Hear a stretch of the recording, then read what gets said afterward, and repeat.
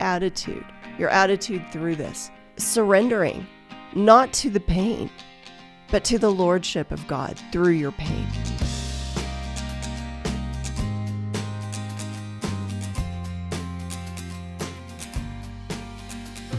Hello, everybody, and welcome to podcast number 108 of the Gordon and Cherise Show. We are continuing it became a spontaneous discussion in this last podcast, but it's an incredible discussion because it's a question everybody goes through in their life.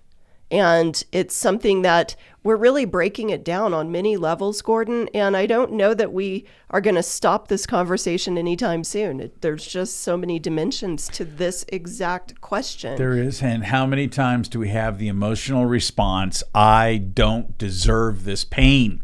I have done nothing wrong. Right. I've tried to live the best and right life that I can. Mm-hmm. And it's not that I've just had this pain or this loss or this grieving just once. I've had it several times. Think of the history of the guy who lost his wife and kids and was able to comprise the song, It Is Well With My Soul. You know, I was actually just thinking of that. That is how connected we are, honey. Seriously. To have the ability to write those words when there's just unfathomable grief and loss and nothing will ever be the same. But to be able to write those words takes the gift and grace of God covering that situation. Right. Going back to last week about lordship, that we, as Bill Johnson said in his sermon about losing his wife, that the friendship of God doesn't go where his lordship hasn't gone first. Right. And that lordship is love. So we also covered last week, it's when some of these feelings or this emotional response that bubbles to the surface of saying, I don't deserve this pain, happens when our lives, our plans, our dreams are completely shattered. And that never happened to you. It happened to both you and me. Mm-hmm. You even as the spouse, and you having an early pregnancy with Christopher. So we've all gone through different shapes and sizes of what suffering or hardships look like. But that was the best suffering I ever went through. By the way, having this child that is a man, and he will be married very soon, and it's unbelievable. He'll be married in 2 days, Cherise, just so you know. Okay? And I know you're excited. But today's topic, we're going to talk about this, thinking that we completely control our lives. We're in complete control. I mean, today's philosophical views and the self-made industry and the knowledge industry, it seems like the primary theme is self-actualization, self-achievement. We control it all. We control every dimension. In some degree, we can control how we respond to things. But if we think that we have everything under control with life, and especially if we profess that we have this relationship with Christ and that we're spiritual beings and we're looking for wholeness and fullness, that's actually not true. That's right, Gordon. Okay. You're right about that. Seriously. And so a lot of times when suffering comes into our life, a lot of times and I hate to use these words, they seem so harsh, and I don't mean to, because it happened to me and it happened to you. Raise your hand higher, honey. Okay, thank you, Cherise. Okay. But a lot of times we're actually walking out a life of spiritual adultery. It's very subtle at times. Right. And it can be done because the message of like this self-help and all of these other ideas, it's not that all of it is incorrect, but it's not in alignment. Because there is one that shatters the ceiling that our humanity carries with us. We have a ceiling that we cannot go beyond because of our humanity. And God himself, who has created us, who is our infinite creator and savior, it shatters that ceiling.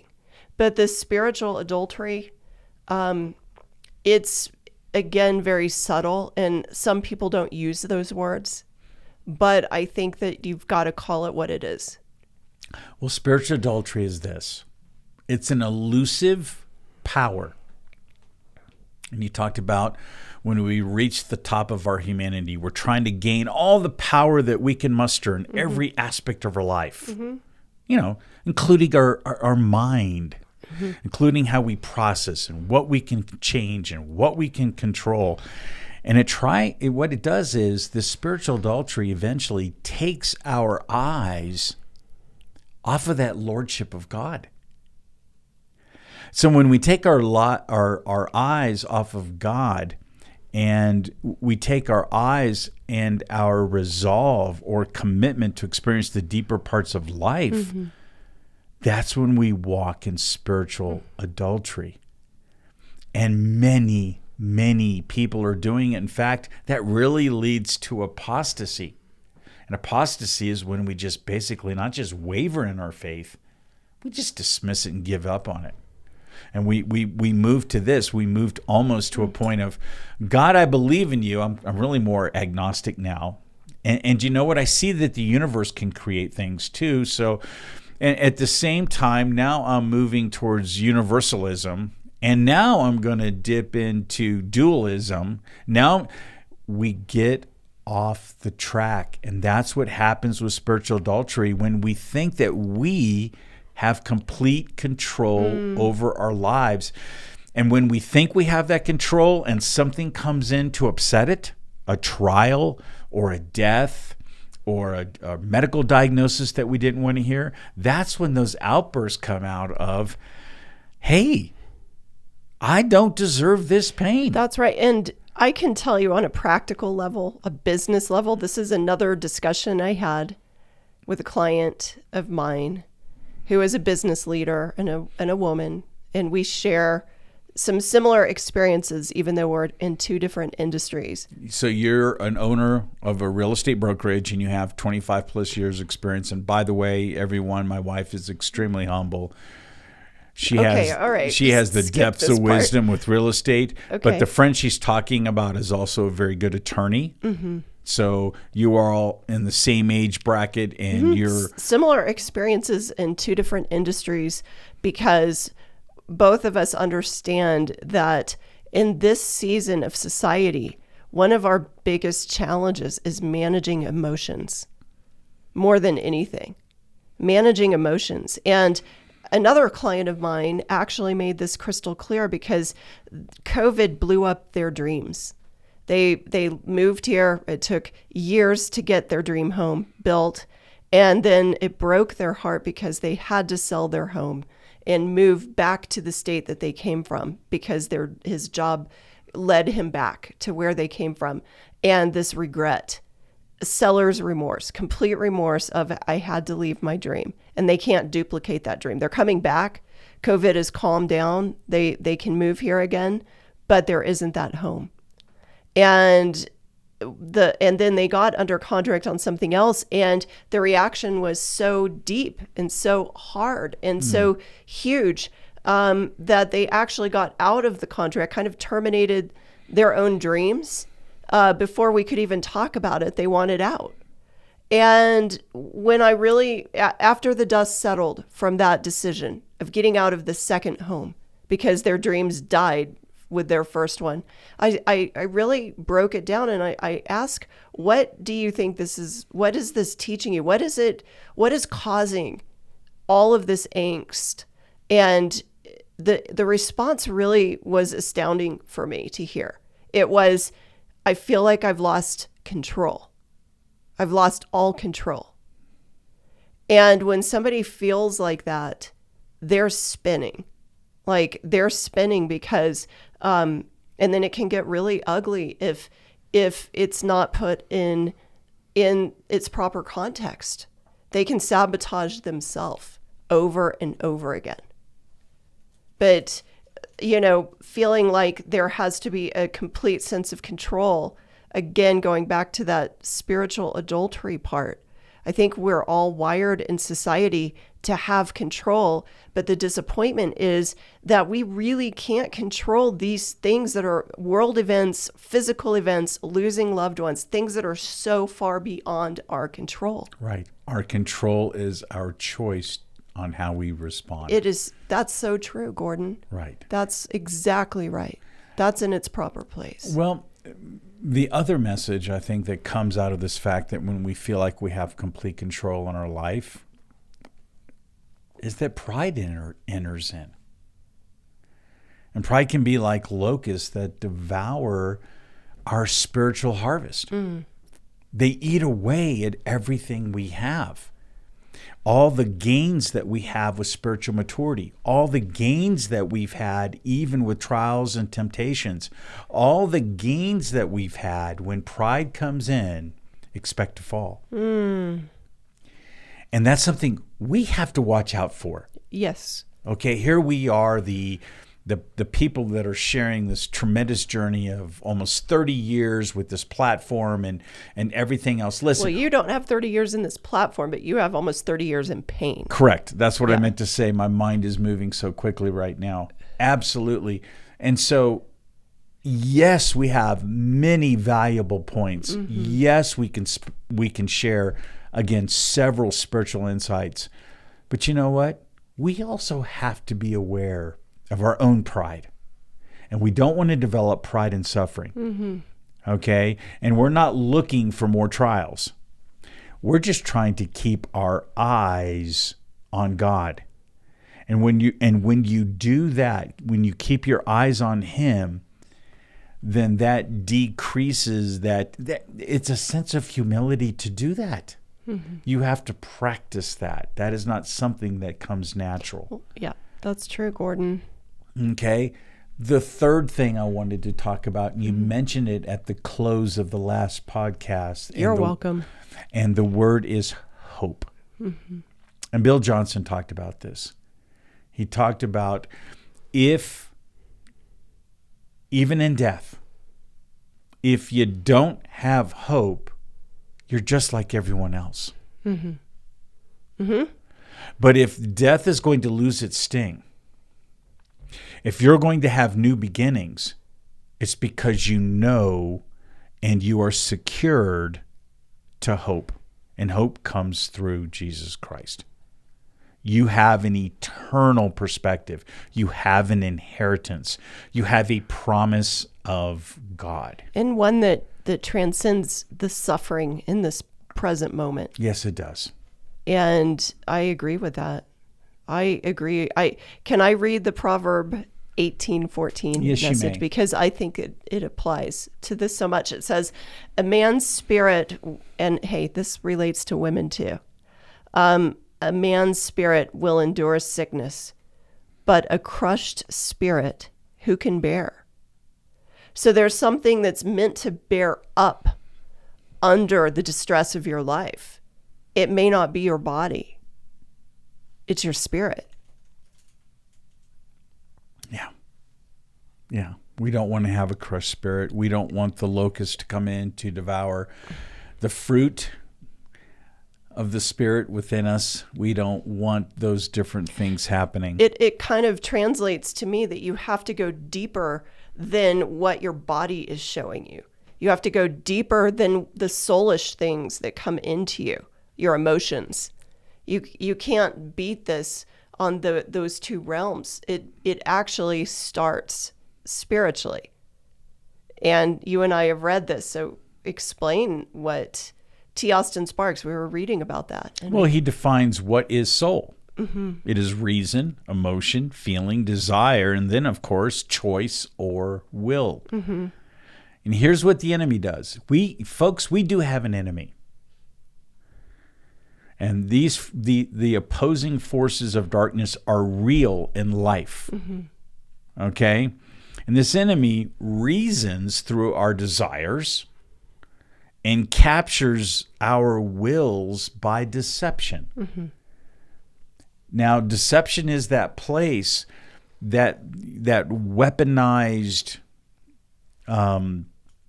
point of deception is to say this: I want you to do two things. Take your eyes off of God, and don't ever think about life or death. I want your hope gone. Mm-hmm. And if you do die, I want you feeling miserable. I want you feeling like you have disbelief. I want you to feel captured. I want you to regret life. That's what deception does. And we're blinded and we're desensitized due to the sadness and hopeless features of this world. Mm. So we have choices, folks. We become that way when the only hope we try to draw on is what we can see. And what we can muster up. Because it's not there to always find in this world. That's exactly the truth, that we have to go way deeper than that. We have to go way deeper, and when deception is being used in our lives, it's usually being used again through the trials, mm-hmm. through the troubles. Yeah. Another deception, I think, is that you feel like you're nothing and wasted when you're suffering. Mm-hmm. And you feel like you're invalidated, that you're not listened to or heard. And again, it goes back to that Song of Songs that I read in the last episode about the Shulamite saying, she was in darkness.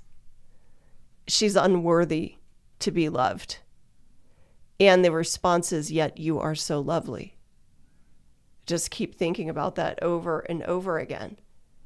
That helps to separate that deception when you realize where your identity really belongs. Mm. Very good, Cherise. Let's talk about deception a little bit more. You mentioned how it can make another human being feel like they've entered into nothingness. Mm-hmm. Okay. I touched upon the fact that it feels like it blurs or blots out our eternal perspectives about life and death. Mm-hmm. Okay.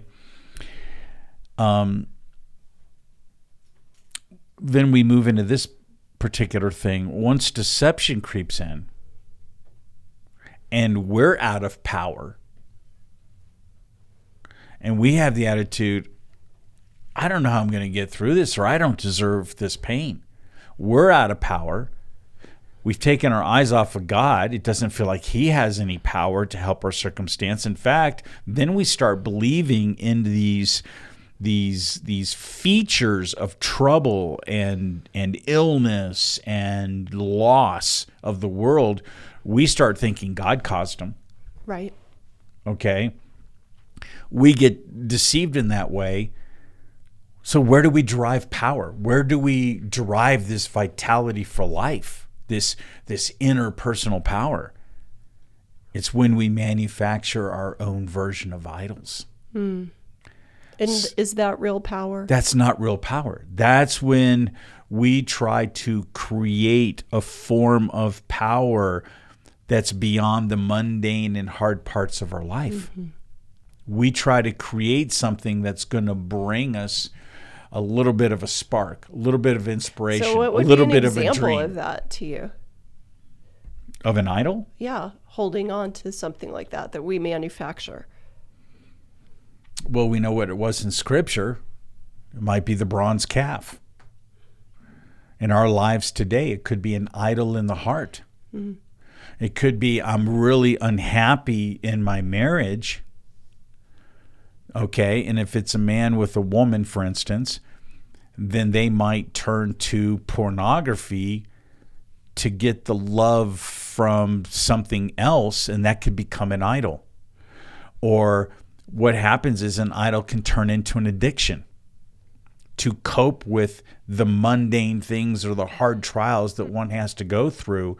You can easily start taking your eyes off of God, eyes off of this loving message, eyes off the reality of what truth is, eyes off of all the blessings and the things that are thankful for your life, and you start putting them on other things that you think are going to bring you pleasure, comfort, power. It's any object to me that separates that person from God himself. Right. It can be, and it can even be good things. The appearance of success. Or even your own children. Yes. Or other things that, that can just be out of alignment. I think all of us have it. I mean, here we are even as grandparents. My bias towards my grandkids, I will admit, is off the charts. Uh-oh. Okay? Yep. So you know what? I have to be careful with that. Yeah. I have to put things in perspective. Another thing would be, I'll never forget, and I just didn't even realize this. I drove a Mercedes-Benz, and then I sold it to get a 4Runner. Okay? I think you thought I was crazy at the time. Like, oh my goodness. It was all about fly fishing. It was that about was fly the fishing. Crazy part to me. But it's almost like you had a nice vehicle, you bought something that's not quite as nice. Are you going to resell that and then buy something nice again because it's going to fulfill something in you? And the answer is we're all prone to some of those things of materialism. Mostly you. Thank you, Cherise. And I still have the 4Runner, and I love the 4Runner. I'm so proud of you. Okay, but there's different conscious decisions we're all making. We're all establishing needs and wants. We're all looking for what are the valuable essentials in our life that bring us contentment, joy, stability, security, strength. We look for those things, and when we can't find those in spiritual things, just sit down for a second and evaluate your life and take a look at what areas did deception come in where I made different choices that were even 1% off the mark. Right. And don't condemn yourself. It's a course correction. It's a course correction in your thinking. It's a course correction in your priorities. It's a course correction in how you are growing in love and spiritual maturity. No, that's good. Okay. The next thing we wanted to talk about, trying to control suffering from even happening. We've kind of touched on it. We have, but we will remain captive to our brokenness as long as we try to maintain a tight control or a tight grip over every area of our lives. Sometimes we have to simply let go and allow and trust God to move into that place for us. Right. And to stop resisting the idea that it could happen and you're not failing because of suffering. Right. We talked about the millennials and the Gen Zers and some of the pains that they may be carrying right now. And we know some of them are. So we're making a general blanket statement. But here's only a baby boomer would be that general. Yes, and here's Cherise, here's what's important is trying to control suffering. I know in my generation, we thought we were naively protecting others, especially close family members. What we would do is we just wouldn't talk about suffering. Mm-hmm. We'd sweep it under the carpet and say, yeah, we'll cope with it. And we also try to magically protect our children. But boy, they learn a lot from observing our lives. Mm-hmm. And we almost started to teach them and entitle them not to touch the sharp objects in life. You're right about that. That's not going to stop their pain completely. Because life is filled with suffering. You're right. They're going to confront it. Yep. It just disables them. Mm-hmm. And of course, they're going to take the baton and move forward with this idea of, okay, I'm not going to do this. I should be given this. I should be granted this. Why would I ever work over 40 hours a week? I can't feel any pain. Right. Mm-hmm. Right. We do that a lot. Move on, Gordon. You have some important things to cover. We're not covering them all today, Cherise. You're pushing me right now. We're not even close. Because some of the stuff that's coming up is deep. Okay. Death that loses its sting. How does that happen? How do we get to the point where we're not just dreading or regretting the next trial that comes into our lives? Okay? The sting of death, where we have been potentially deceived, and death seems harsher and harder than it is, it disappears with this. I want everyone to hear this, with having clear beliefs about eternity.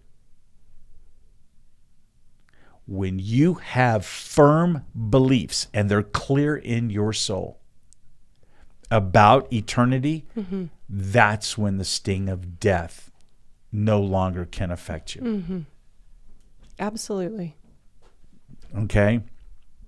And death and pain may touch different things here on earth, but when we experience sorrow, like Pastor Bill Johnson was talking about his wife dying from cancer, we mentioned it earlier, we don't have to react as if we have no hope.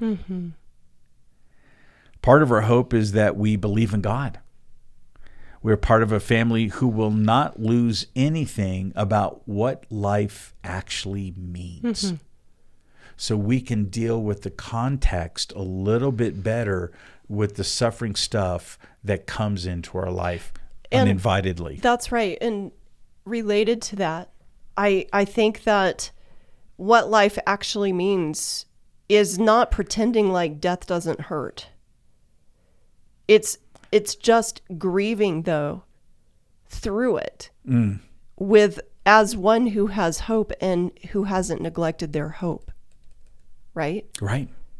And I think that's really an important thing, because when death loses its sting, that doesn't mean that you don't cry. It doesn't mean that it doesn't. When the day comes, if we're ever separated by death in our marriage, it's going to profoundly affect me or you. And I'm going to be ripped apart. Me too. And so to pretend like that wouldn't happen is being in denialism. And our faith is not about denialism. Nor is it about escapism. Exactly. But it's about putting it into the context of, as you've said in the last topic, there is an eternal purpose. There is a whole story that transcends our lifetime and that will go on for the ages upon ages upon ages. And somebody's life can affect the ages. They will affect the generations that go before them. It will. So there is something that exists beyond death. Yes. And so I so agree. You have an incredible verse. This is a verse that will impact anyone who is struggling with the sting of death. Please listen to this. It comes from 1 Thessalonians chapter 4, verses 13 and 14. This puts everything into context. Okay? I know that these two verses are firmly rooted in Bill Johnson. Okay? But we do not want you to be uninformed, brethren, about those who are asleep, so that you will not grieve as do the rest who have no hope. In other words, they're feeling and experiencing the sting of death. For if we believe that Jesus died and rose again, even so God will bring with him those who have fallen asleep in Jesus. Yep. There's eternal living that awaits. That's part of the promise of the death and resurrection of Jesus Christ. Absolutely. It puts everything into context. 100%. Valuable takeaway, Cherise. I know you were pushing me to get to the next points because you wanted to, and guess what? We're going to a podcast 3 because we're going to hit these. No, they're great, Gordon. They're great points. What would you like to say for today? What could you speak into the hearts of those who are listening today? I just want to share that if you're questioning, I don't deserve this pain, that you're not an evil person for having that question. I want you to consider, though, to take that question and put it in the arms of the only one who can embrace you in the pain that you're in. Because I know that pain is not asked for. Nobody asks for it. Nobody wakes up and says, hey, I want to take on pain today. This is going to be great. Nobody does that. But I will say this, that it is the only thing that you can control, as Gordon, you've said, is the attitude, your attitude through this. And the other thing I dare say is surrendering, not to the pain, but to the lordship of God through your pain. That he will do mighty works that are way beyond this question that's in your mind of, I don't deserve it. He goes, I love you. I know you. And you are made for great things. Yeah. And the pain is only going to refine you in a way that you could never experience without it. Somehow it will be used for good. Trust that today. Very good. I want to remind the audience member of this one fact. I heard this growing up in the 70s. The devil made me do it. Wasn't that a song? Well, it was some... Flip Wilson said the devil made me do it. It was on some type of comedy show. And it was kind of a special little blurb. But let me help you with something right now. I want you to think of this. The devil doesn't make you do anything. The enemy reasons with your desires and captures you by the choices you make and tries to deceive you. It's powerful. So when you go to Isaiah chapter 1, I love the Lord talking about sin. What he does is this. He says, come let us reason. Come reason with me, the Lord of Lords. Because there is an enemy who wants to reason with you and move you off the wrong path. I would say deceive you, not reason with you. Reason through deception. Yeah. Right. Absolutely. So, Cherise, this is the conclusion of our podcast. We're not done, though, folks. No. We have not scratched the surface. We have not scratched the surface. We might even have 2 more. Okay? Okay. So go ahead, honey. How do you get a hold of Gordon and Cherise? Well, it starts on our website, gordonandcherise.com. And from there, you can catch up on all of our previous podcasts. You can go in and please join. We have 2 distinct Facebook groups. One of them is our large group. It's not private, but it has all these postings all the time. It's very, very good. The other one is our Better Living community, which is a private group.